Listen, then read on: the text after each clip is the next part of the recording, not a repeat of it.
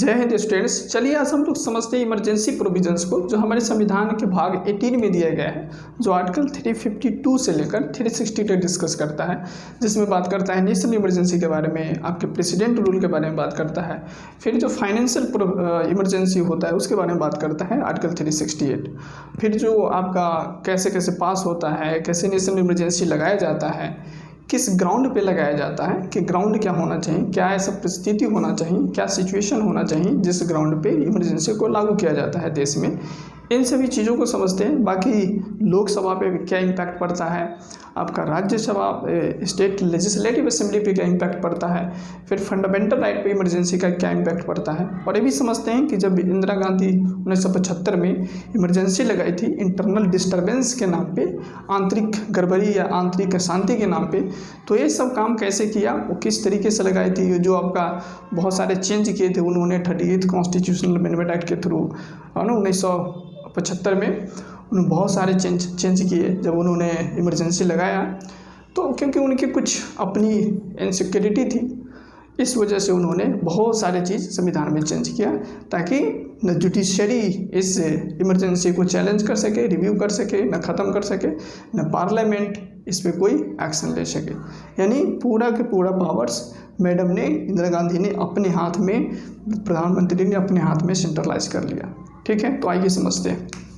देखिए, हमारे part constitution के जितने भी पार्ट हैं उसका कुछ ना कुछ महत्व है, और इस इमरजेंसी प्रोविजंस का जो महत्व है ना, ये बहुत महत्व है, इसका बहुत ही इम्पोर्टेंस है। ठीक है, तो जैसे मैंने आपको बात बताया कि हमारे कॉन्स्टिट्यूशन के पार्ट 18 में आपके 352 से लेकर 360 तक डिस्कस करता है इमरजेंसी के बारे में। ठीक है, इसमें है एक 352 एंड आज हम लोग स्पेसिफिकली 352 के बारे में पढ़ेंगे, और एक है 356 एंड 360, 360, 356, 352। 352 बात करता है नेशनल इमरजेंसी के बारे में, प्रोक्लेमेशन ऑफ इमरजेंसी, यानी देश में जब ऐसा सिचुएशन क्रिएट हो जाए, सिचुएशन बताते हैं, तो पूरे देश में या इसके भाग में, देश के किसी भी भाग में लगाया जा सकता है। 356 के द्वारा आपका प्रेसिडेंट साहब लगा सकते हैं इमरजेंसी, आपातकाल घोषित कर सकते हैं। ठीक है, उसी तरीके से 356 है, वो बात करता है प्रेसिडेंट रूल के बारे में। प्रेसिडेंट रूल बोलिए, उसको स्टेट इमरजेंसी बोलिए आप, या उसी को बोला जाता है कॉन्स्टिट्यूशनल इमरजेंसी, उसी को बोला जाता है। ठीक है, इस पर भी बात करते हैं, थोड़ा सा इस पर बात करेंगे, और क्योंकि इसके साथ ही हैं तो कंटेक्स्ट बनाने के लिए थोड़ा सा इस पर इंट्रोड्यूस कर देते हैं आप। 360 बात करता है फाइनेंशियल इमरजेंसी के बारे में। फाइनेंशियल इमरजेंसी यानी जब भी देश के पास इतना संसाधन ना हो, देश के पास इतना आपके रिसोर्सेस ना हो, क्रेडिट ना हो, जो फाइनेंशियल स्टेबिलिटी ख़त्म हो गया हो, तब उस स्थिति में क्या है कि गवर्नमेंट, सरकार, प्रेसिडेंट फाइनेंशियल इमरजेंसी का घोषणा कर देते हैं। आर्टिकल 356 में बताया गया है। ठीक है, तो इसको फाइनेंशियल इमरजेंसी बोला जाता है। तो आज हम लोग डिस्कस करेंगे स्पेसिफिकली नेशनल इमरजेंसी के बारे में, जो आपका आर्टिकल 352 बात करता है कि कैसे लागू होता है, क्या क्या प्रोविजंस हैं, किस तरीके से काम करता है, ओवरऑल इसको हम लोग डिस्कस करते हैं। तो इसको अभी हम लोग छोड़ देते हैं। जैसे इसको बताएं प्रेसिडेंट रूल, अगर इंट्रोडक्शन चाहिए तो 356 बात करता है नेशनल इमरजेंसी के बारे में, कि जब भी देश में वार हो, किसी भी देश से वार हो, ठीक है, या बाह्य आक्रमण हो, वार यानी युद्ध, किसी भी देश से युद्ध हो गया हो हमारे इंडिया के साथ, किसी या दूसरे, जैसे पाकिस्तान से हो जाता है हमारा बार, चाइना से हो गया, या किसी और देश से हो गया। ठीक है, तो उस स्थिति में, या बांग्लादेश से हो गया मान लीजिए, जो नेबरिंग कंट्रीज है उसी से ज़्यादा चांसेस रहता है झगड़ा लड़ाई होने का। तो मान लीजिए किसी से वार हो गया, तो उस स्थिति में नेशनल इमरजेंसी इस ग्राउंड पे लगाया जा सकता है। ठीक है, दूसरा कि कोई ऐसा कंट्री है, जैसे चाइना बार बार एग्रेशन दिखाता है, तो कोई एक्सटर्नल एग्रेशन हो, एक्सटर्नल एग्रेशन हो,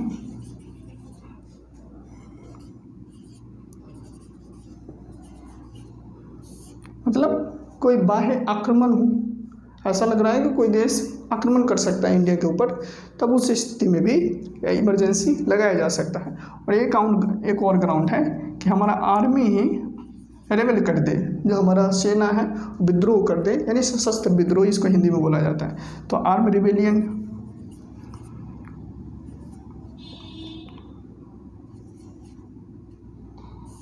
मतलब जब सेना ही विद्रोह कर देगा तो उस स्थिति में क्या देश में नेशनल इमरजेंसी लागू किया जा सकता है, या वार हो, किसी देश से युद्ध हो गया हो, एक्सटर्नल एग्रेशन, इसे हिंदी में बाह्य आक्रमण बोला जाता है कि कोई बाहरी आक्रमण हो,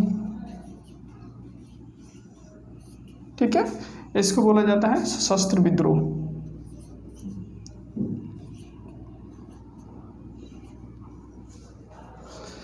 हिंदी भी गड़बड़े लिख रहा हूँ मैं, इसके बोला जाता है सशस्त्र, और इसमें स होगा ना, सशस्त्र, ठीक है, विद्रोह, ठीक है, कि जब आर्मी विद्रोह कर देता है उस ग्राउंड पे भी नेशनल इमरजेंसी घोषित किया जा सकता है। एक ग्राउंड है, लगाने का ग्राउंड है, ठीक है। आर्टिकल 352 बात करता है कि प्रेसिडेंट यानी सरकार, प्रेसिडेंट का मतलब सेंट्रल गवर्नमेंट, सेंट्रल गवर्नमेंट के पास ये अधिकार है, उनके पास ये राइट है, हमारा कॉन्स्टिट्यूशन बोलता है आर्टिकल 352 उसका आर्टिकल, कि जब ऐसा सिचुएशन क्रिएट हो, जब ऐसा परिस्थिति आ जाए, ऐसा टाइम आ जाए, तब उस समय प्रेसिडेंट देश हित में, ताकि देश के यूनिटी को बचाया जा सके, देश के इंटीग्रिटी को बचाया जा सके, देश के ऊपर जो खतरे हैं, पॉलिटिकल स्ट्रक्चर के ऊपर जो खतरे हैं, संविधान के ऊपर जो खतरा है, उसको बचाया जा सके, इसलिए ज़रूरी है कि नेशनल इमरजेंसी लागू किया जाए, ठीक है, आर्टिकल 352 के तहत ये बात करता है। उसी तरीके से आर्टिकल 356 बोलता है कि जब स्टेट, यहाँ प्रेसिडेंट रूल के बारे में बात हो रहा है, यानी स्टेट के बारे में बात हो रहा है, कि जब राज्य में स्टेट गवर्नमेंट जो होता है, राज्य सरकार संविधान के प्रोविजंस के हिसाब से काम न करे, यानी कॉन्स्टिट्यूशन के प्रोविजंस के हिसाब से, संविधान में जो चीज़ें बताया गया है उसके हिसाब से काम न करे, सेंट्रल लिस्ट स्टेट लिस्ट के मर्यादा को पालन न करे, तो उस समय क्या करें, प्रेसिडेंट साहब आर्टिकल 356 के तहत क्या करें, प्रेसिडेंट रूल इम्पोज कर सकता है। एक तो ये हुआ कंडीशन। दूसरा कि सेंट्रल गवर्नमेंट जो डायरेक्शन दे रहा है, कुछ करने को कह रहा है, जो स्टेट मतलब राज्य हित में है, राज्य हित मतलब पूरे देश हित में है, वो काम नहीं कर रहा है, मतलब सेंटर की बात नहीं मान रहा है स्टेट, तो उस स्थिति में भी क्या किया जा सकता है, प्रेसिडेंट रूल लागू किया जा सकता है। तो ये बात है, ठीक है, यानी कॉन्स्टिट्यूशनल मशीनरी जब फेल होता हुआ दिखाई देगा, यानी संविधान के हिसाब से जब राज्य सरकार काम नहीं करेगा, तो सेंट्रल गवर्नमेंट कहेगा भैया बहुत हुआ, अब तो ना चलने दूंगा, अब ले। प्रेसिडेंट साहब, वहाँ के जो गवर्नर्स होते हैं वह या तो रिपोर्ट करेंगे कि देखिए यहाँ पे ठीक ठाक सिचुएशन नहीं है। जो आपका जो राज्यपाल होता है, हर स्टेट्स में राज्यपाल होते हैं, तो राज्यपाल साहब सेंटर का नुमाइंदा होता है, सेंट्रल द्वारा ही अपॉइंटेड होता है, ताकि स्टेट्स के ऊपर कब्जा करके रखा जाए, मतलब एक ऊपर से देखा जाए कि स्टेट्स कुछ गड़बड़ तो नहीं कर रहा है। तो गवर्नर साहब बताएंगे प्रेसिडेंट साहब को कि सर यहाँ पे कुछ ठीक ठाक नहीं चल रहा है, मतलब सर नहीं बोलेंगे, वो लिख कर भेजेंगे और बोलेंगे कि यहाँ पे संविधान के प्रोविजंस के हिसाब से काम नहीं चल रहा है, सेंट्रल स्टेट गवर्नमेंट्स ठीक से काम नहीं कर रहा है, ये सरकार के पास मेजोरिटी नहीं है ना। तो उस स्थिति में प्रेसिडेंट रूल लागू कर सकता है, या प्रेसिडेंट के किसी और माध्यम से पता चल जाए कि सेंट्रल स्टेट गवर्नमेंट्स ज़्यादा इधर उधर कर रहा है, उछल कूद कर रहा है, तो उस समय भी प्रेसिडेंट रूल लागू कर दिया जाएगा, ठीक है। अब 360 है। 360 बात जैसे बताया कि फाइनेंशियल स्टेबिलिटी खतरा ना हो, यानी आपका फाइनेंशियल स्टेबिलिटी, जो क्रेडिट, इंडिया के क्रेडिट, मतलब इतना हमारे पास पैसा ना हो कि मैं साख खतरे में हूँ, या बोलो कि मेरे पास फॉरेन रिजर्व ही नहीं है, इतना पैसा नहीं कि मैं किसी देश से इंपोर्ट करूँ कोई चीज़, जो इसेंशियल गुड्स होता है, उन सारे वस्तु को चीज़ों को इंपोर्ट करूँ और देश को आगे बढ़ाऊँ। देश में जो महंगाई की स्थिति बना है, भुखमरी की स्थिति बना है, उस चीज़ों से लड़ा जाए। तो ये बात करता है आर्टिकल 368, प्रेसिडेंट के पास पावर देता है कि आप ऐसे ऐसे काम कर सकते हैं। ठीक है, तो ये तो हुआ ही। अब हम लोग स्पेसिफिक बात करते हैं नेशनल इमरजेंसी के बारे में, जो बात करता है आर्टिकल 352 जैसे बताया मैं आपको कि बोलता है इन ग्राउंड पे आप नेशनल इमरजेंसी लागू कर सकते हैं। हमारे कॉन्स्टिट्यूशन के पार्ट 18 में बात करता है। बाकी इससे रिलेटेड 2 आर्टिकल है, एक है 358, 359। जैसे बताया ना आपको कि 352 से लेकर 360 तक डिस्कस करता है। ठीक है, तो 352 से लेकर 360 तक डिस्कस करता है। इसमें वही बात किया गया है कि जब नेशनल इमरजेंसी लगेगा, स्टेट इमरजेंसी लगेगा, फाइनेंशियल इमरजेंसी लगेगा, तो क्या क्या काम किया जा सकता है, वो सेंटर के मतलब सेंटर स्टेट्स के रिलेशन में क्या इम्पैक्ट आएगा, फंडामेंटल राइट के ऊपर क्या इम्पैक्ट आएगा, इन सारी चीज़ों के बारे में बात करता है। जैसे आर्टिकल 358 बात करता है कि फंडामेंटल राइट्स के ऊपर कौन कौन से फंडामेंटल राइट्स प्रेसिडेंट साहब सस्पेंड कर सकते हैं। ठीक है, उसी तरीके से आर्टिकल 359 बात करते हैं, इस पर आते हैं, बात करते हैं, विस्तार में बात करते हैं, टेंशन मत लीजिए। लेकिन आर्टिकल 359 क्या बोलता है कि कौन कौन से फंडामेंटल राइट्स का जो आपका एग्जीक्यूशन है, एग्जीक्यूशन मतलब जो लागू किया जा सकता है, जो फंडामेंटल राइट्स को लागू करने से मना किया जा सकता है, यानी कोर्ट द्वारा इन्फोर्स नहीं किया जा सकता है, कौन कौन से हैं वो बात करते हैं हम लोग। ठीक है, तो अब शुरू से आते हैं। ये तो हो गया थोड़ा सा इंट्रोडक्शन। मतलब जब भी नेशनल इमरजेंसी लगता है स्टेट में, आर्टिकल 352 के तहत सारा का सारा पावर, स्टेट्स का जितना भी पावर होता है, वो एग्जीक्यूटिव मामला में हो, कार्यकारी पावर हो, या लेजिस्लेशन कानून बनाने से पावर हो, या आपका फाइनेंशियल पावर हो, सब के सब पावर्स सेंटर के हाथ में आ जाता है। यानी पूरा के पूरा कंट्रोल सेंटर के हाथ में आ जाता है। स्टेट्स पूरी तरीके से सेंटर के कंट्रोल में आ जाता है। ये बात करता है आर्टिकल 352। यानी जो फेडरल कॉन्स्टिट्यूशन इंडिया में, जो सेंटर अपना अधिकार से काम, जो सेंटर अपना जुरिडिक्शन में काम करता है, अपने क्षेत्र में काम करता है, स्टेट अपना क्षेत्र में काम करता है, ये दोनों मर्ज होकर एक यूनिटरी बन जाता है। यानी स्टेट सेंटर के पास इतना पावर हो जाता है कि सेंट्रल गवर्नमेंट सेंट्रल लिस्ट पर, स्टेट लिस्ट पे, कंकरेंट लिस्ट पे, जिस भी लिस्ट पे कानून बनाना चाहे, जो भी डायरेक्शन देना चाहे स्टेट्स को, सब करना पड़ेगा। ठीक है, आइए। तो 352 बात क्या करता है कि ग्राउंड क्या होना चाहिए, ग्राउंड होना चाहिए कि कोई वार हो,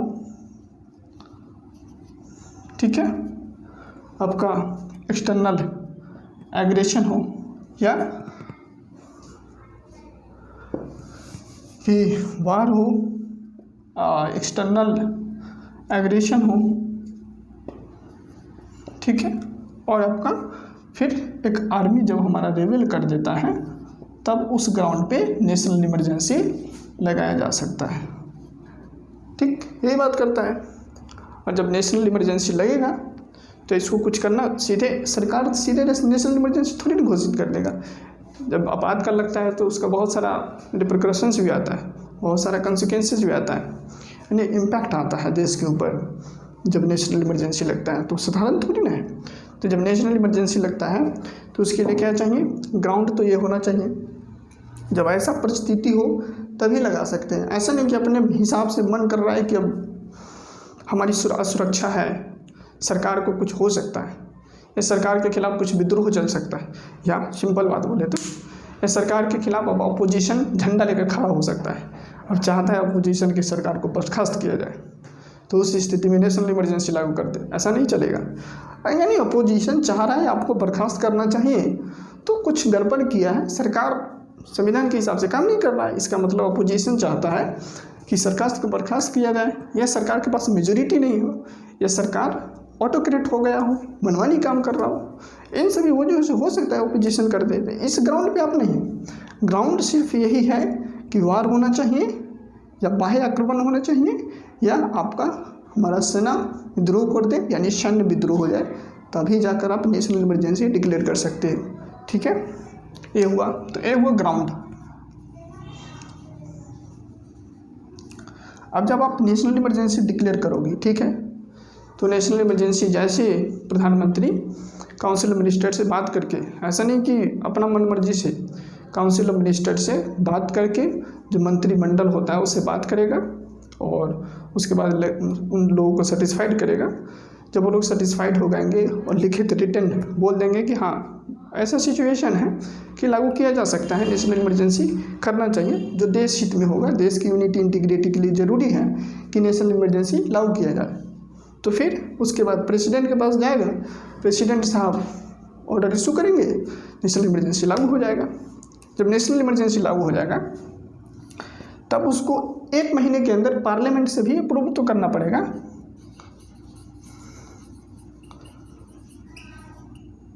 पार्लियामेंट्री अप्रूवल चाहिए,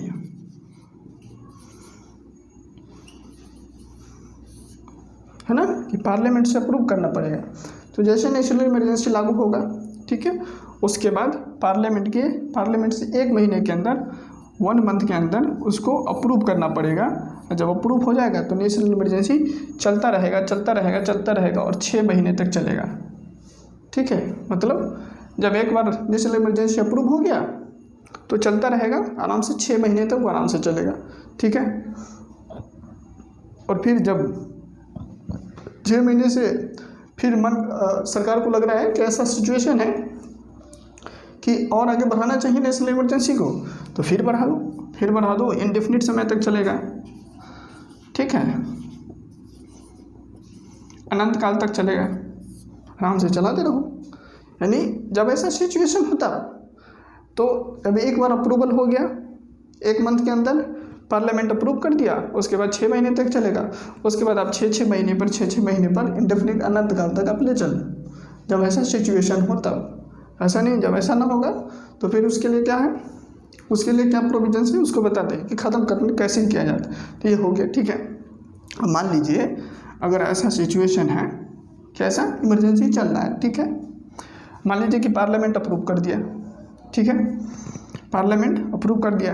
अब इस जो 1 महीने का पीरियड है, मतलब 30 दिन का जो पीरियड है, 30 दिन का जो पीरियड है, इसी बीच में लोकसभा भंग हो जाए, मतलब क्या है, मान लीजिए कि आज पार्लियामेंट अप्रूव किया कि नेशनल इमरजेंसी आज से लागू है। ठीक, अब 30 दिन के अंदर पार्लियामेंट से अप्रूवल चाहिए, तभी जाकर वो नेशनल इमरजेंसी 6 महीने तक टिक सकता है, नहीं तो वो नहीं टिक सकता है। ठीक है, 1 महीने के बाद फिर ख़त्म हो जाएगा। जैसे पार्लियामेंट का अप्रूवल नहीं मिलेगा तो ख़त्म हो जाएगा। ठीक है, मान लीजिए पार्लियामेंट के अप्रूवल कैसे चाहिए, स्पेशल मेजोरिटी आते हैं उस पर। ठीक है, तो मान लीजिए इस 30 दिन में, जो 30 दिन मिला है, इस 30 दिन में लोकसभा भंग हो जाए, बिना इस नेशनल इमरजेंसी को अप्रूव किए लोकसभा भंग हो जाए। अब लोकसभा भंग हो जाएगा तो प्रोविज़न है ऐसा कि कोई बात नहीं, 30 दिन में लोकसभा भंग हो गया है तो फिर जो नई लोकसभा चुन कर आएगी, ठीक है, जो नई लोकसभा चुन कर आएगी, जो गठन होगा, उसके 30 दिन से उसको 30 दिन दिया जाएगा उसके फर्स्ट सीटिंग से, कि फर्स्ट सीटिंग आज किया उसे 30 दिन, मतलब नया लोकसभा चुन कर आया, भंग हो गया, फिर से इलेक्शन हुआ, फिर से नया लोकसभा चुन कर आया, और जब उसका फर्स्ट सीटिंग, मान लीजिए कि आज से फर्स्ट सीटिंग होगा, तो 30 दिन के बाद, इस 30 दिन के पीरियड में इस नेशनल इमरजेंसी का अगर अप्रूव कर दिया तो ये चलता रहेगा, कोई बात नहीं। ठीक है, यानी 30 दिन का पीरियड मिलेगा उसको फर्स्ट सीटिंग से। ठीक है, ये हुआ कि अगर 1 महीना के बीच में अगर अप्रूवल नहीं हुआ तो, हो गया तो कोई बात नहीं, बल्ले बल्ले। फिर मान लीजिए कि 6 मंथ में, इस 6 मंथ कि पार्लियामेंट अप्रूव कर दिया, 1 मंथ के भीतर ही अप्रूव कर दिया, उसके बाद 6 महीने के लिए इमरजेंसी प्रोविजंस लागू हो गया। ठीक है, अब इमरजेंसी प्रोविजंस लागू हो गया, मान लीजिए कि इस 6 मंथ के बीच में लोकसभा भंग हो गया। हो सकता है ना कि सरकार के पास मेजोरिटी ना हो, लोकसभा भंग हो जाए। तो लोकसभा अगर भंग हो गया तो फिर से वही बात, न्यू लोकसभा का इलेक्शन होगा। ठीक है, और जब न्यू लोकसभा का इलेक्शन होगा तो इसका जो फर्स्ट सीटिंग होगा वहाँ से 30 दिन तक, इस 30 दिन के पीरियड में फिर से इसको अप्रूव कर देगा, तो ये चलता रहेगा, उसी तरीके से चलता रहेगा इंडेफिनिट समय तक। ठीक है, यानी 30 दिन पीरियड उसको मिलेगा। अगर लोकसभा भंग हो जाता है तो, नहीं भंग होता है तो कोई बात नहीं, आराम से पार्लियामेंट अप्रूव करे और चलता रहेगा इंडेफिनिट समय तक। एक बार अप्रूव किया 6 महीने चलेगा, फिर अप्रूव करी फिर 6 महीना चलेगा, ठीक है। अब आते हैं अप्रूवल कैसे लेता है। तो अप्रूव करने के लिए पार्लियामेंट के दोनों हाउस से, बोथ हाउस से अप्रूवल चाहिए, ठीक है, दोनों हाउस से अप्रूवल चाहिए, और भी स्पेशल मेजोरिटी से, स्पेशल मेजोरिटी चाहिए, मतलब विशेष बहुमत चाहिए। पार्लियामेंट अप्रूव विशेष बहुमत से करेगी, तब जाकर नेशनल इमरजेंसी कंटिन्यू होगा, आगे रहेगा 6 मंथ के लिए, ठीक है। स्पेशल मेजोरिटी मतलब क्या है, आपका 2/3 बहुमत दोनों हाउस में, ठीक है, और प्लस में 50% मेंबरशिप का, मतलब लोकसभा में मान लीजिए 543 मेंबर है, तो उसका 50% वही 273-72 है ना, 273-72 वो उतना चाहिए, पहले तो मेंबरशिप का चाहिए, ठीक है। तो लोकसभा में सिंपल मेजोरिटी से पास हो जाएगा, फिर उसको स्पेशल मेजोरिटी यानी 2/3 बहुमत चाहिए, तो फिर 543 में मान लीजिए कि उस दिन प्रेजेंट एंड वोटिंग का 2/3 मतलब प्रेजेंट एंड वोटिंग का, ठीक है, जितने लोग प्रेजेंट है जो वोट दे रहे हैं इस नेशनल इमरजेंसी के बिल पे, उसको 2/3 बहुमत चाहिए। तो 2/3 बहुमत कितना हो जाएगा, 543 में आपका मान लीजिए कि उस दिन 300 बैठा है तो 200 व्यक्ति का बहुमत मिल जाएगा, लोकसभा में पास हो जाएगा।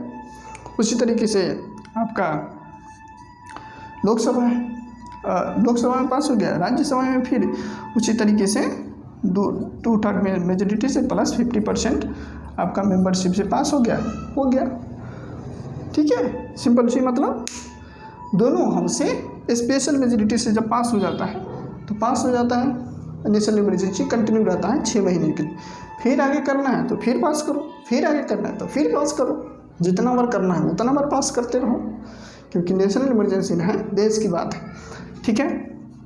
एक चीज़ उसमें छोड़ दिया हूँ मैं, जब मैं आपको समझाया हूँ ना कि अगर 1 महीने का पीरियड है ना, और इस 1 महीने के पीरियड में ही मान लीजिए कि लोकसभा भंग हो जाता है, या 6 महीने का पीरियड है एंड इस 6 महीने के पीरियड के बीच में ही मान लीजिए लोकसभा भंग हो जाता है, तो लोकसभा जैसे बताया कि उसको 30 दिन टाइम मिलेगा फर्स्ट सिटिंग से, और आराम से वो अप्रूव कर दे, बशर्ते इस बीच में राज्यसभा तो है ना, राज्यसभा परमानेंट बॉडी रहता है, तो राज्यसभा इसको फिर से अप्रूव कर दे। जब राज्यसभा इस बीच अप्रूव कर देना चाहिए कि राज्यसभा उसको पास कर दे, चलता रहेगा।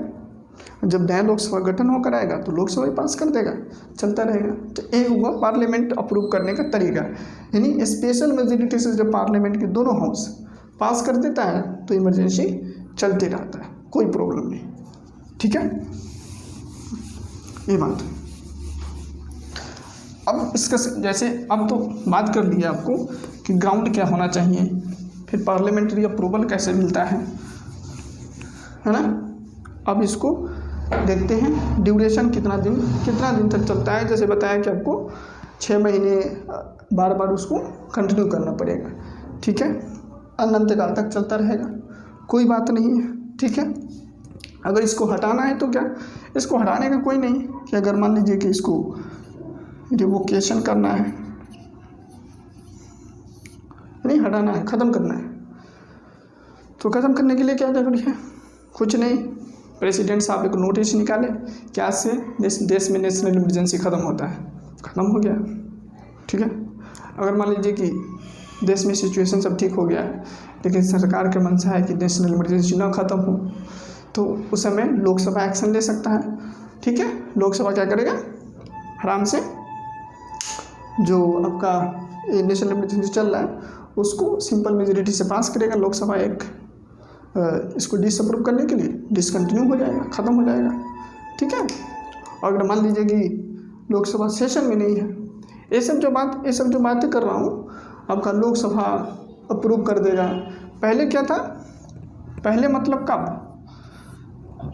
44th कॉन्स्टिट्यूशनल अमेंडमेंट एक्ट के थ्रू 1978 में,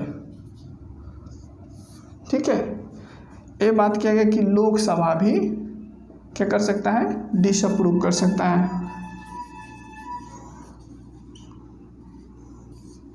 एक सिंपल मेजोरिटी से पास करे, लोकसभा डिसअप्रूव कर दे आराम से, ठीक है। फिर दूसरा, अगर मान लीजिए कि पार्लियामेंट सेशन में नहीं है, ये भी तो हो सकता है कि नेशनल इमरजेंसी चल रहा है, पार्लियामेंट सेशन में नहीं और देश में सिचुएशन सब ठीक हो गया है, अब ऐसा सिचुएशन आ गया है कि नेशनल इमरजेंसी को हटाया जा सकता है, ठीक है, ऐसा लग रहा है हमको।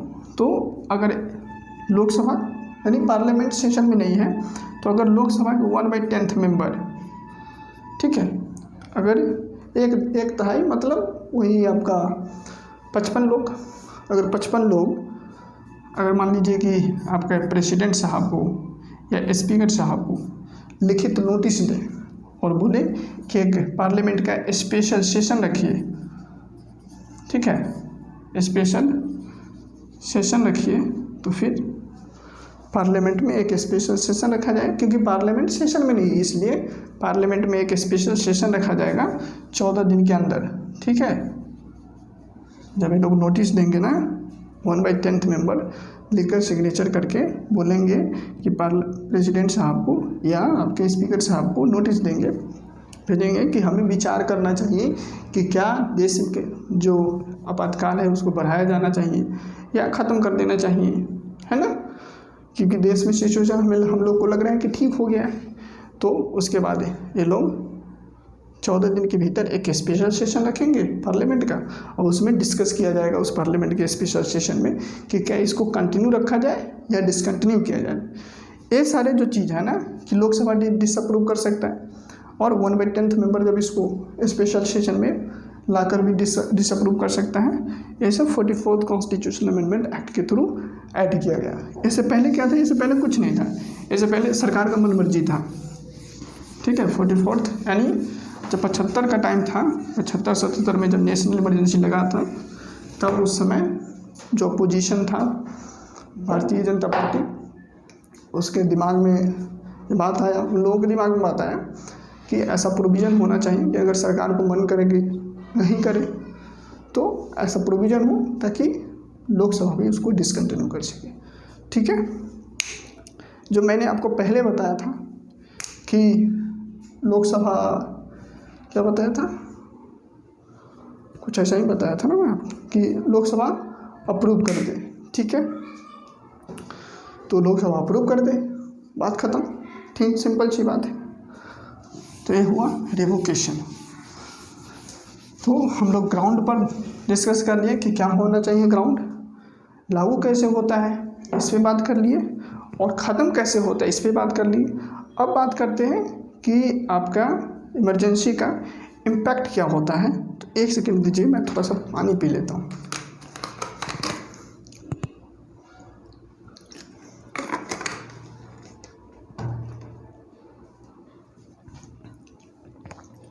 अब बात करते हैं कि इफ़ेक्ट क्या होता है। इफ़ेक्ट मतलब जब नेशनल इमरजेंसी लागू होता है तो क्या होता है, स्टेट्स पूरा का पूरा सेंटर के हाथ में चला जाता है, यानी सेंटर के कंट्रोल में हो जाता है, यानी फेडरल स्ट्रक्चर यूनिटरी बन जाता है। जो संघात्मक ढांचा है वो एकात्मक बन जाता है, यानी पूरा का पूरा पावर सेंटर के हाथ में, किसी का भी नहीं चलता है, ठीक है। तो जब नेशनल इमरजेंसी लगता है तो उसका इफ़ेक्ट भी तो होता है। तो उसका जो इफ़ेक्ट है आपका सेंटर और स्टेट्स के रिलेशन के बीच में, ठीक है, कि सेंटर स्टेट्स के रिलेशन में क्या है इफ़ेक्ट, लोकसभा है उसके रिलेशन में, और आपका जो स्टेट्स का लेजिस्लेटिव असेंबली होता है विधानमंडल पे क्या उसका इम्पैक्ट पड़ता है। और फिर तीसरा हम लोग देखते हैं कि आपके फंडामेंटल राइट पे क्या इम्पैक्ट पड़ता है ना, जो स्पेसिफिक डिस्कस करता है 368 एंड आपका 368 एंड 359 बात करता है कि इम्पैक्ट क्या होगा। तो इस पे बात करते हैं। तो सेंटर स्टेट्स के रिलेशन में क्या होता है कि जो एग्जीक्यूटिव का मामला होता है, एग्जीक्यूशन का, वो सब सेंटर के हाथ में आ जाता है। मतलब सेंटर के हाथ में आ जाता है, क्या सरकार रहता है, स्टेट गवर्नमेंट रहती है, बस कुछ समय के लिए वो लोग फंक्शन नहीं करता है, जो सेंटर बोलेगा वो करता है, स्टेट्स को जो सेंटर कहेगा वो करेगा, ठीक है, करना पड़ेगा। ये बात हुआ एग्जीक्यूशन में। दूसरा लेजिस्लेशन में, लेजिस्लेशन यानी कानून बनाने में, तो जो सेंट्रल जो स्टेट लिस्ट होता है, जो स्टेट लिस्ट होता है उस पर भी सेंटर कानून बनाना शुरू कर देता है, यानी सेंटर के पास इतना पावर आ जाता है कि सेंटर यानी पार्लियामेंट कानून बनाता है स्टेट लिस्ट पर भी, ठीक है, और वो लागू होता है। अगर मान लीजिए कि पार्लियामेंट सेशन में ही नहीं है, पार्लियामेंट अगर सेशन में नहीं है तो प्रेसिडेंट साहब ऑर्डिनेंस ला सकता है, ठीक है, ऑर्डिनेंस अध्यादेश जारी कर सकता है स्टेट लिस्ट पर भी, ठीक है। जैसे पार्लियामेंट, जैसे बताएं कि पार्लियामेंट सेशन में नहीं है तो जो स्टेट लिस्ट है उस पर ऑर्डिनेंस भी प्रेसिडेंट साहब ला सकते हैं, ठीक है। अगर पार्लियामेंट सेशन में तो कोई बने, पार्लियामेंट कानून बनाए, ठीक है। स्टेट गवर्नमेंट डिसॉल्व नहीं कर देता है, स्टेट गवर्नमेंट को बर्खास्त नहीं कर देता है, स्टेट गवर्नमेंट होता है, बस जो पावर होता है वो स्टेट से सेंटर में शिफ्ट हो जाता है। जो नेशनल इमरजेंसी से रिलेटेड जो कानून है बनाना है उनको, सेंटर को, वो सब कानून बना सकता है, ठीक है। दूसरा आपका फाइनेंशियल पावर हुआ। फाइनेंशियल पावर में क्या है कि सेंट्रल गवर्नमेंट अगर चाहे, सेंट्रल गवर्नमेंट यानी प्रेसिडेंट साहब चाहे तो वो जो रेवेन्यू है वगैरह उसको रिड्यूस भी कर सकते हैं, है ना, उसको कम कर दे या ख़त्म कर दे, तो प्रेसिडेंट साहब क्या कर सकते हैं कि उसको कम कर दे या ख़त्म ही कर दे पूरा, ये भी कर सकते हैं। मतलब सिचुएशन के हिसाब से वो जितना भी पैसा रेवेन्यू इनलोड होता है स्टेट्स को, उसको हिसाब से मैनेज करता है, यानी सेंटर के हाथ में रहता है कि मुझे कितना देना है नहीं देना है, ठीक है। तो यानी जो ये एग्जीक्यूशन का पावर, लेजिस्लेशन का पावर, फाइनेंशियल पावर, सब के सब सेंटर के हाथ में आ जाता है, ठीक है। अगर ऐसे लिखोगे तो आप लिख ही लो, सेंट्रल गवर्नमेंट के हाथ में आ जाता है, ठीक है।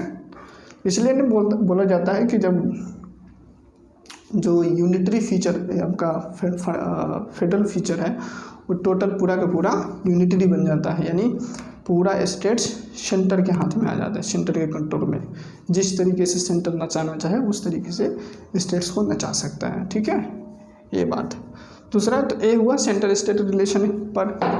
दूसरा कि आपका लोकसभा और स्टेट लेजिस्लेटिव असेंबली पे क्या इम्पैक्ट है। तो अगर मान लीजिए कि नेशनल इमरजेंसी लगा है और 6 महीने का टाइम है, उसी समय आपका लोकसभा भी डिसॉल्व होने वाला है, लोकसभा का भी 5 साल का भी पीरियड खत्म पूरने वाला है, तो लोकसभा के पीरियड को बढ़ाया जा सकता है। मान लीजिए कि 5 साल है, 5 साल आता है तो इसको बढ़ाया जा सकता है, एक बार में 1 साल लोकसभा से, हमारे पार्लियामेंट से ऐसा कानून पास करवाएगा, एक बार में 1 साल पास करवाए, ठीक है, एक ईयर के लिए, या जितना दिन तक नेशनल इमरजेंसी चलता रहेगा तब तक वो बढ़ाते हैं हर साल भर पर, ठीक है, हर साल भर पर 1 साल पर बढ़ाते रहो जब तक नेशनल इमरजेंसी चल रहा है तब तक। जैसे नेशनल इमरजेंसी ख़त्म होगा उसके बाद 6 महीने के बाद, जैसे नेशनल इमरजेंसी ख़त्म होगा उसके बाद 6 मंथ टाइम मिलेगा, उसके 6 मंथ के बाद आपको इलेक्शन करवाना ही पड़ेगा लोकसभा को, ठीक है। तो ये हुआ लोकसभा के बारे में। उसी तरीके जो स्टेट लेजिस्लेटिव असेंबली यानी विधानसभा जो होता है स्टेट सरकार, गवर्नमेंट, चीफ मिनिस्टर वाला चीज़, ठीक है, आसान भाषा में बोले तो, ठीक है। इनको भी 1 साल एक बार में बढ़ा दें, उसी तरीके से चलता रहेगा जब तक नेशनल इमरजेंसी चल रहा है तब तक। जैसे नेशनल इमरजेंसी ख़त्म हुआ उसके बाद 6 महीने टाइम मिलेगा, 6 महीने के बाद फिर से इलेक्शन करवाना पड़ेगा स्टेट्स में, स्टेट लेजिस्लेटिव असेंबली विधानसभा का इलेक्शन करवाना पड़ेगा, ठीक है।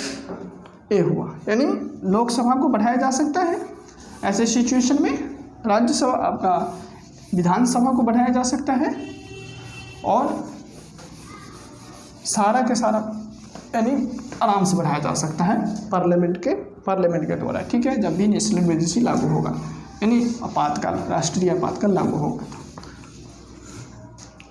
अब एक चीज़ बच गया, वो है आपका फंडामेंटल राइट पे इम्पैक्ट।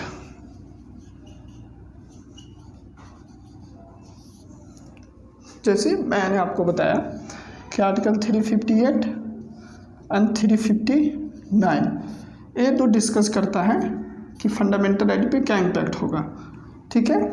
यानी आर्टिकल 358 में लिखा गया है कि जैसे 352 एक्टिव होता है, जैसे 352 यानी नेशनल इमरजेंसी लागू हुआ, ठीक है, उसी तरीके से 358 एक्टिव हो जाता है। मतलब और 358 में लिखा गया है कि जैसे 358 लागू होगा उसी तरीके से 358 एक्टिव हुआ, और आपका आर्टिकल 19, जो आर्टिकल 19 में जो 6 फंडामेंटल राइट्स आपको दिया है ना, 1 से लेकर 6 तक, कि घूमने फिरने, आपको बोल कहने सुनने, कहीं भी बसने, ये सब करने का, किसी भी तरीके का प्रोफेशन चुनने का आपके पास अधिकार है, वो सब सस्पेंड हो जाएगा। ठीक है, कब तक सस्पेंड रहेगा? जब तक तब तक नेशनल इमरजेंसी लागू है। ठीक है, यानी आर्टिकल 352 के तहत जैसे नेशनल इमरजेंसी लागू हुआ, आर्टिकल 358 में लिखा है कि आपका आर्टिकल 19 सस्पेंड हो जाएगा। कब तक? जब तक नेशनल इमरजेंसी है, जहाँ नेशनल इमरजेंसी लागू है, यानी किसी भाग में नेशनल इमरजेंसी लागू है तो वहाँ पर सस्पेंड हो जाएगा, ये बात है। ठीक है, अब इसमें क्या है कि एक चीज़ मैंने आपको पीछे पढ़ाना छोड़ दिया, भूल गया हूँ मैं, मिस हो गया मुझसे। एक एक्सटर्नल इमरजेंसी, इंटरनल इमरजेंसी, छोटा सा कंसेप्ट है, समझ लें कि एक्सटर्नल इमरजेंसी क्या होता है। ठीक है, एग इंटरनल, जैसे नाम से ही पता चल रहा है, इंटरनल मतलब आंतरिक इमरजेंसी, आंतरिक आपातकाल, और एक्सटर्नल मतलब बाहरी आपातकाल। तो आंतरिक क्या होता है? जैसे वार हो गया, ठीक है, एक्सटर्नल एग्रेशन है, इसके ऊपर जब लगाया जाता है नेशनल इमरजेंसी तब उसको बोला जाता है एक्सटर्नल इमरजेंसी। ठीक, और जब आपका आर्मी रेबेल कर दे तब इसको बोला जाता है इंटरनल इमरजेंसी। सिंपल है कि जब आर्मी रेबेल कर दे यानी सशस्त्र विद्रोह हो जाए तो उस ग्राउंड पे जो इमरजेंसी लगेगा उसको इंटरनल इमरजेंसी बोला जाएगा। और मतलब आर्मी रेबेल करेगा तो हमारे घर में ही तो करेगा, यानी हमारे आर्मी लोग ही रेबेल करेगा, जो हमारे सेना लोग हैं वही रेबेल करेगा। तो इंडिया तो हमारा है ना, तो इंडिया के अंदर क्या इमरजेंसी लगेगा, तो इसलिए उसको इंटरनल इमरजेंसी, सिंपल आसान भाषा में समझो तो।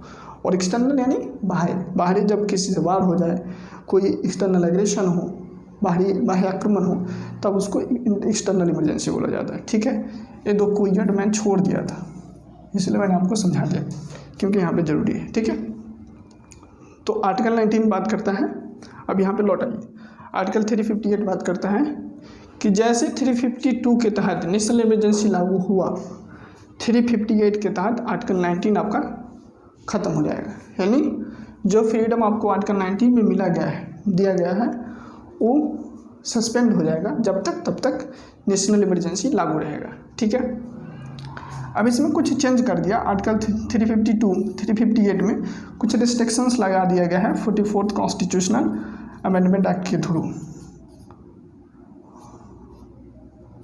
1978 में जो कॉन्स्टिट्यूशनल अमेंडमेंट एक्ट हुआ, इसमें रिस्ट्रिक्शंस लगा दिया कि देखो भैया, जब एक्सटर्नल इमरजेंसी हो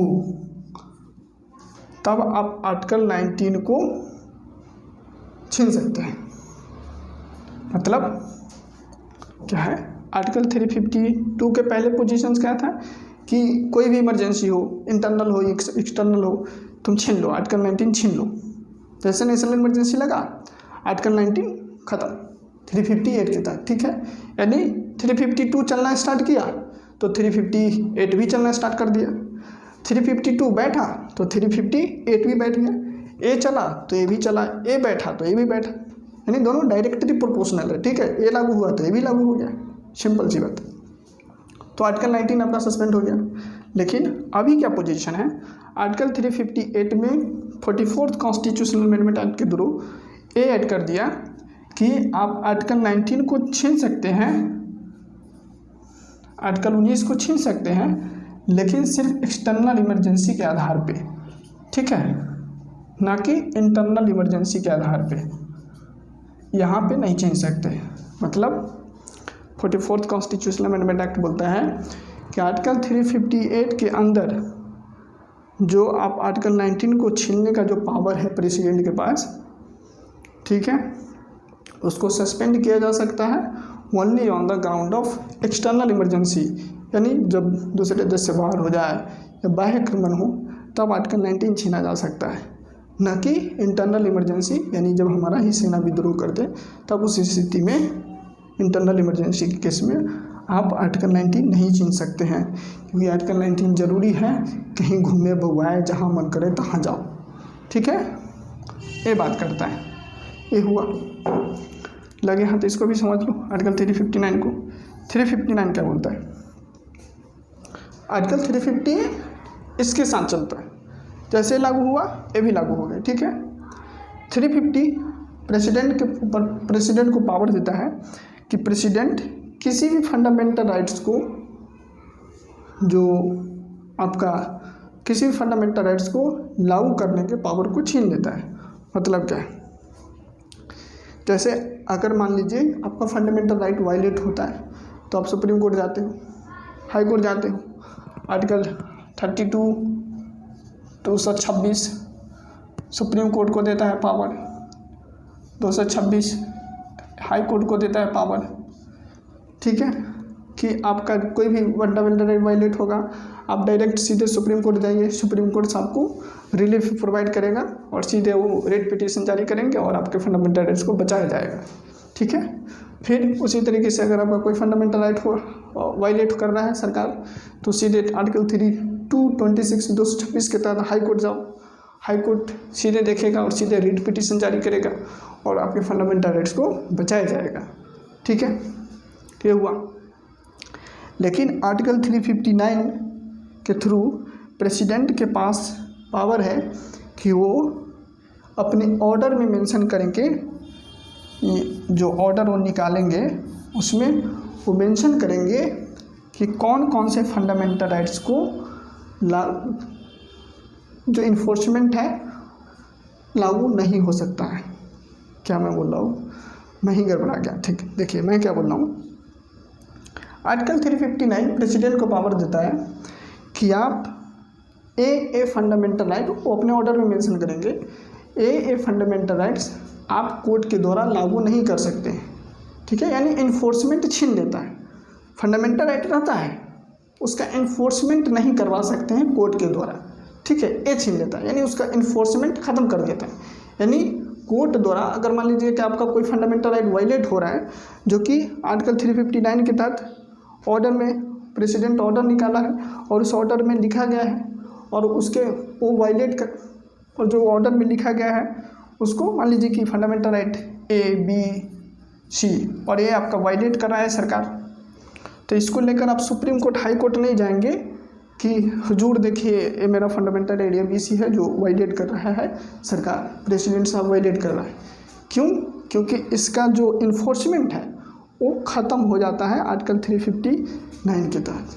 ठीक है, यानी प्रेसिडेंट के पास एक पावर है कि वो किसी भी फंडामेंटल राइट्स के इन्फोर्समेंट को तब तक समाप्त कर सकते हैं तब तक या तो नेशनल इमरजेंसी लागू है या मेंशन करेंगे इस ऑर्डर में, बताएंगे कि इतने दिन के लिए ख़त्म है, इतने दिन के लिए इस फंडामेंटल राइट्स का इन्फोर्समेंट रिस्ट्रिक्ट किया जाता है। आप इसको इन्फोर्स नहीं करवा सकते हैं कोर्ट के द्वारा, किसी भी कोर्ट के, हाई कोर्ट के या सुप्रीम कोर्ट के द्वारा। ठीक है, या इस एरिया में वो जगह भी बताएंगे कि इस एरिया में इसका इन्फोर्समेंट नहीं हो सकता इस फंडामेंटल राइट का, और इतने दिन तक के लिए इन्फोर्समेंट नहीं हो सकता। ठीक है, इतना समझे? I hope. एक बार आपको और अगर मैं थोड़ा सा क्लियरिफाई कर दूं तो क्या है, देखिए थोड़ा सा जटिल है ना, ज़्यादा नहीं है, आसान है। देखिए आर्टिकल 358 तो समझ में आएगा कि आर्टिकल 19 को आप छीन लीजिए, बस इस ग्राउंड पे नहीं छीन सकते, बाकी सारे ग्राउंड पे आप छीन लो। ठीक है, आर्टिकल 359 बोलता है कि प्रेसिडेंट के पास पावर है कि अपने ऑर्डर में किसी भी फंडामेंटल राइट्स को लागू करने से मना कर सकते हैं, यानी किसी भी फंडामेंटल राइट्स का लागू कोर्ट के द्वारा नहीं हो सकता है। मतलब क्या कि आर्टिकल 359 के द्वारा, एक्चुअली मैं ही समझा नहीं पा रहा हूँ, है ना, मेरे को फील हो रहा है कि मैं सही से बातें आपको कह नहीं पा रहा हूँ। ठीक है, लेकिन फिर भी देखिए आर्टिकल 359 में प्रेसिडेंट के पास एक पावर है कि प्रेसिडेंट साहब किसी भी फंडामेंटल राइट्स के इन्फोर्समेंट को कुछ समय तक, कुछ टाइम तक, कुछ पीरियड तक क्या करते हैं, ख़त्म कर सकते हैं। यानी फंडामेंटल राइट रहेगा, उसका इन्फोर्समेंट ख़त्म हो जाएगा। यानी मैं रहूँगा, पढ़ाना बंद कर दूँगा, ठीक है। तो आर्टिकल 359 ये बात करता है, प्रेसिडेंट को पावर देता है कि प्रेसिडेंट अपने ऑर्डर में मेंशन करेंगे कि वो इन फंडामेंटल राइट को कुछ समय के लिए, इतने टाइम के लिए या पूरे पीरियड के लिए, जब तक नेशनल इमरजेंसी है तब तक इतने दिन के लिए वो उसका इन्फोर्समेंट ख़त्म हो रहा है। यानी जो जो फंडामेंटल राइट्स इस ऑर्डर में लिखा है, ठीक है, उन सभी फंडामेंटल राइट्स के जब सरकार इन सभी फंडामेंटल राइट्स का जब वायलेशन करेगा गवर्नमेंट, तो आप इन सभी के ग्राउंड पर आप सुप्रीम कोर्ट या हाई कोर्ट नहीं जा सकते। यानी इन्फोर्समेंट खत्म, राइट टू रेमेडी खत्म हो जाता है। सिंपल भाषा में कहे तो, ठीक है, आसान भाषा में कहे तो, ज़्यादा दिमाग नहीं लगाने का, ठीक, कि अगर आपका जब फंडामेंटल राइट वायलेट होगा जो कि इस ऑर्डर में मेंशन है, तो आप सुप्रीम कोर्ट हाई कोर्ट नहीं जा सकते, ठीक है। फंडामेंटल राइट रहेगा, बस उसका इन्फोर्समेंट खत्म हो जाएगा, ये बात है। अब इसमें क्या है कि 44th कॉन्स्टिट्यूशनल अमेंडमेंट एक्ट के द्वारा यहाँ भी संशोधन किया गया, ठीक है। 78वें इसमें क्या किया कि प्रेसिडेंट अपने ऑर्डर में सब फंडामेंटल राइट्स की जो इम्प्लीमेंटेशन है उसका ख़त्म कर सकता है, सब फंडामेंटल राइट्स का जो आपका जो लागू करने का हक है वो छीन सकता है सुप्रीम कोर्ट हाई कोर्ट से, लेकिन 20 और 21 को नहीं छीन सकता है, ठीक है। यानी किसी भी फंडामेंटल राइट्स को वो लागू करने से मना कर सकता है सुप्रीम कोर्ट हाई कोर्ट से, यानी राइट टू रेमेडी छीन सकता है, ठीक है, लेकिन 20 और 21 को नहीं छीन सकता है। बस ये बात बोलता है आपका 44th कॉन्स्टिट्यूशनल अमेंडमेंट एक्ट के द्वारा, ये एक्ट के द्वारा। यानी अगर प्रेसिडेंट अपने ऑर्डर में मेंशन करके भी बोले कि ये फंडामेंटल राइट्स को मैं छीन रहा हूँ, इस फंडामेंटल राइट्स के आज से लागू नहीं होगा, आज से इसको आप इन्फोर्स नहीं कर सकते इस फंडामेंटल राइट्स को, तो ठीक है, लेकिन 20 और 21 को वो इन्फोर्समेंट नहीं छीन सकते, ठीक है, ये बात हुआ। तो ये बात करता है आर्टिकल 358 और 359। आई होप आपको समझ में आ गया होगा, नहीं आया होगा तो कोई बात नहीं, फिर से समझा देंगे, उसमें क्या है, रॉकेट साइंस थोड़ी ना है, ठीक है, ये हुआ बात। अब एक चीज समझ लो, क्या कि जैसे अभी तक क्या है, जब 1975 में जब इमरजेंसी लगाया गया था इंदिरा जी के द्वारा, तो उस समय वो जो ग्राउंड पे लगाया था वो ग्राउंड इंटरनल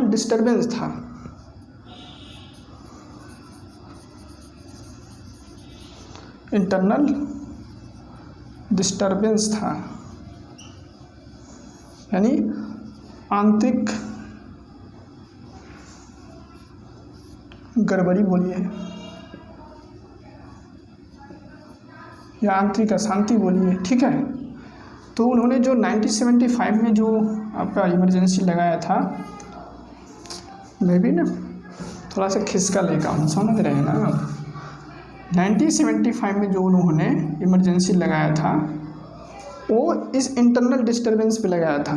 तो जो आपका ग्राउंड क्या है लगाने का, अभी वार है, जैसे मैंने आपको बताया कि वार हो जाए या एक्सटर्नल एग्रेशन हो, ठीक है, या आपका आर्मी रेबेल कर दे, है ना, ये सारे ग्राउंड है। तो जो आर्मी रेबेल है ना, इसको ऐड किया गया था 44th कॉन्स्टिट्यूशनल अमेंडमेंट एक्ट के द्वारा, ठीक है, 78 में। इससे पहले क्या था, इससे पहले यही वाला था इंटरनल डिस्टर्बेंस। पहले ये तीनों ग्राउंड था कि वार हो जाए, एक्सटर्नल एग्रेशन हो या इंटरनल डिस्टर्बेंस हो, इस ग्राउंड पे नेशनल इमरजेंसी घोषित किया जा सकता है, लागू किया जा सकता है। लेकिन 44th कॉन्स्टिट्यूशनल अमेंडमेंट एक्ट के द्वारा इस इंटरनल डिस्टर्बेंस वर्ड के जगह पे आपका आर्म रिबेलियन ठूस दिया गया, यानी लिख दिया गया, ठीक है। क्योंकि ये जो इंटरनल डिस्टर्बेंस जो वर्ड है ना, ये बड़ी बेग है, इसका बहुत सारा मीनिंग निकल सकता है। अब इंटरनल डिस्टर्बेंस का मतलब तो ये भी हो सकता है ना कि एक, जैसे मैंने बताया कि अपोजिशन सरकार के खिलाफ झंडा लेके खड़ा है, तो सरकार बोलेगी भैया इंटरनल डिस्टर्बेंस है, इमरजेंसी लगाओ, समझ रहे हो ना। तो इस चीज़ का मिसयूज अच्छा से किया जा सकता है, जिसका मिसयूज हुआ भी 1975 में, ठीक है, इंदिरा गांधी के सरकार के द्वारा मिसयूज किया भी गया। इंदिरा गांधी के द्वारा, सरकार तो नहीं, इंदिरा गांधी के द्वारा मिसयूज किया गया। तो उस मिसयूज को ख़त्म करने के लिए जनता पार्टी की सरकार ने 44th कॉन्स्टिट्यूशनल अमेंडमेंट एक्ट के द्वारा इसको इंटरनल डिस्टर्बेंस को ख़त्म कर दिया, हटा दिया, और यहाँ पे आर्म रिबेलियन लिख दिया कि यानी अब नेशनल इमरजेंसी लागू करना है तो आर्मी रिबेल करेगा, सशस्त्र विद्रोह होगा, तभी नेशनल इमरजेंसी लागू हो सकता है। ठीक है, आई होप आपको समझ में आएगा। तो ये सारे काम हो गया, हम लोगों ने क्या क्या कर लिया, नेशनल इमरजेंसी लगा भी दिया, नेशनल इमरजेंसी पार्लियामेंट से भी पास करवा दिया, ठीक है, नेशनल इमरजेंसी को ख़त्म भी कर दिया। उसका इफेक्ट क्या होता है लोकसभा, राज्यसभा, आपका स्टेट लेजिस्लेटिव असेंबली पे, इसको भी समझ लिया। फंडामेंटल राइट्स पे कैसे इम्पैक्ट करता है, कि आर्टिकल 19 कैसे छीन जाता है, किस ग्राउंड पे छीन जाता है, आर्टिकल 358, 359 भी मैंने आपको समझाया, ठीक है, कि आर्टिकल 20 और 21 किसी भी ग्राउंड पे नहीं छीना जा सकता है। ठीक है, अब समझ लीजिए कि अब लगा कितने बार, तो देखिए लगा कुछ नहीं, एक बार 62 में लगा जब चाइना से वार हुआ था, ठीक है, और एक बार और लगा 1971 में, और एक बार जो मैडम ने लगाई थी 1975 में, ठीक है। तो ये दोनों तो वार के ऊपर लगाया था, चाइना ने वार किया हम लोगों से, जिसमें हम लोगों का बुरी हार हुई, और फिर 71 में पाकिस्तान ने इंडिया पे हमला कर दिया, तो ये भी ग्राउंड वार था नेशनल इमरजेंसी लगाने का, है ना। और जो ए ग्राउंड था ये वाला ग्राउंड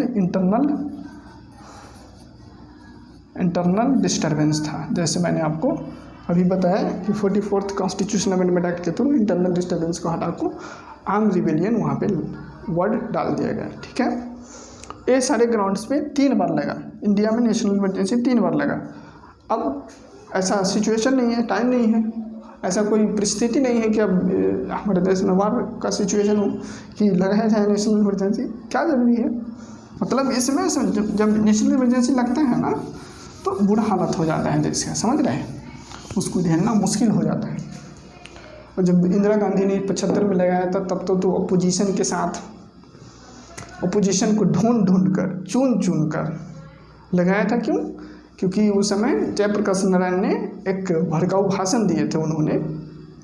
उन्होंने आर्मी लोग से, जो आपका आर्मी पर्सन्स होता है, उन सभी से अपील किया था कि सेना से भी अपील किया था कि आप सरकार के खिलाफ विद्रोह कीजिए, क्योंकि सरकार करप्ट है।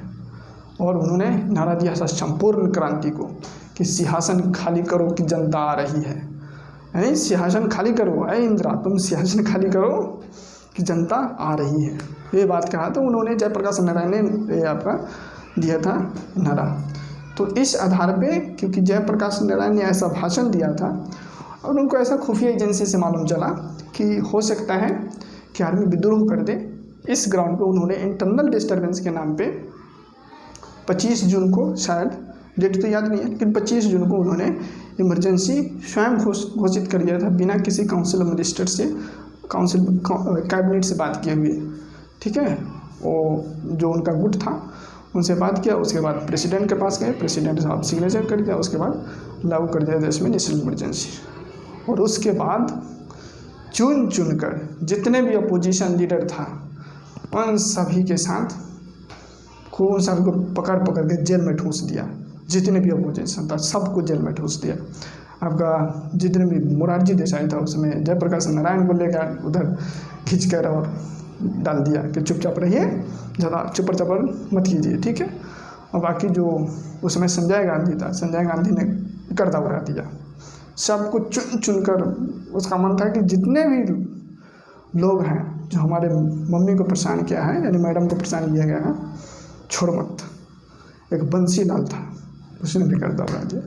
तो ये, और सेंसरशिप लगा दिया। उसके बाद सुप्रीम कोर्ट और हाई कोर्ट्स में जो उनके जो इलेक्शन से रिलेटेड जो केसेस चल रहा था, ये सारे जो ग्राउंड्स था, इसकी वजह से उन्होंने ये इमरजेंसी प्रोविजंस लगाया। बहुत सारे 42nd कॉन्स्टिट्यूशनल अमेंडमेंट एक्ट इसी समय किया था और कर दबराया गया संविधान को, मतलब उस मिनी कॉन्स्टिट्यूशन बोला जाता है। आप समझ सकते हो ना कि इतना सारा चेंज किया था कॉन्स्टिट्यूशन में। तब जनता पार्टी की सरकार, तब उन्होंने जब 77 में इमरजेंसी खत्म हुआ, जब इलेक्शन हुआ तो उनका भारी हार हुआ, इंदिरा गांधी हार गई और जनता पार्टी की सरकार आई, गवर्नमेंट बना जनता पार्टी के और उसका प्रधानमंत्री बना मोरारजी देसाई। और मोरारजी देसाई जब आए तो उन्होंने 44th कॉन्स्टिट्यूशनल अमेंडमेंट एक्ट के थ्रू, जो मैंने आपको समझाया, तो जितने गड़बड़ किए थे इंदिरा गांधी ने 42nd और 38th कॉन्स्टिट्यूशनल अमेंडमेंट एक्ट के थ्रू, उन सभी को सुधारा। और उन्होंने 44th कॉन्स्टिट्यूशनल अमेंडमेंट एक्ट के थ्रू जितने भी आपका चीज़ था वो सबको ठीक किया। ठीक है, तो ये बात हुई आपका ग्राउंड। तो 3 बार लगा है। आई होप आपको नेशनल इमरजेंसी आपातकाल आपको समझ में आया होगा, मैं उम्मीद करता हूँ। तब तक के लिए आप मस्त रहिए, स्वस्थ रहिए, पढ़ाई कीजिए। फिर मैं आपसे मिलता हूँ और हम आगे डिस्कस करते हैं प्रेसिडेंट रूल के बारे में, कि कैसे स्टेट्स में प्रेसिडेंट रूल लागू किया जाता है, स्टेट इमरजेंसी कैसे घोषित किया जाता है, क्या क्या चक्कर है, सरकार का क्या उसके ऊपर दबाव रहता है, सेंट्रल पार्टी आपका सेंट्रल गवर्नमेंट स्टेट गवर्नमेंट के बीच में जो खींचातानी चलता है, तानातानी चलता है, ये सब चीज़ों को भी हम लोग समझते हैं। ठीक है, तब तक मस्त रहिए, स्वस्थ रहिए, पढ़ाई कीजिए और बिंदास रहिए। तब तक के लिए बहुत बहुत धन्यवाद। बाय बाय, जय हिंद।